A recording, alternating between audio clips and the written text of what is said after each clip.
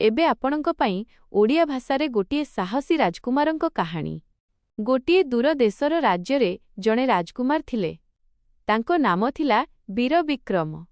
सेई नाम परि ही अत्यंत साहसी एवं वीर थिले। दिने राजा असुस्थ हेबारु से राजकुमार वीर विक्रमଙ୍କୁ डाकी कहिले, पुओ आम राज्यर पश्चिम दिगरे थिबा पहाड़ उपरे एक जादूकर रहुछि।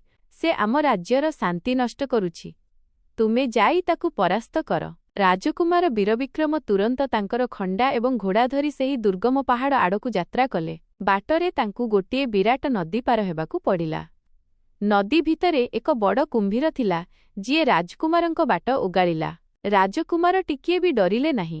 से निजर खंडा बाहर करी कुंभीर सहित युद्ध कले एवं तांकु परास्त करी नदी पार हेले। पहाड़ उपरकु जिबा बाटरे तांकु घंच जंगल एवं विषाक्त सापमानंकर सामना करिबाकु पड़िला, किंतु राजकुमार अटकिले नाही। शेषरे से जादूकरर गुंफा पाखरे पहुंचिले। जादूकर निजर जादू शक्तिरे एक बड़ राक्षस सृष्टि कला। राजकुमार वीर विक्रम एवं राक्षस मध्यरे एक भयंकर लड़ेई हेला। राजकुमारंक साहस आगरे राक्षसर शक्ति फेल मारिला। राजकुमार निज खंडारे राक्षसकु शेष करिदेले। राक्षस मरीजिबा परे जादूकरर शक्ति कमिगला। राजकुमार ताकु बंदी करी निज राज्यकु फेरी आसिले। राजा एवं प्रजामाने वीर विक्रमंक साहसकु देखि अत्यंत खुशी हेले।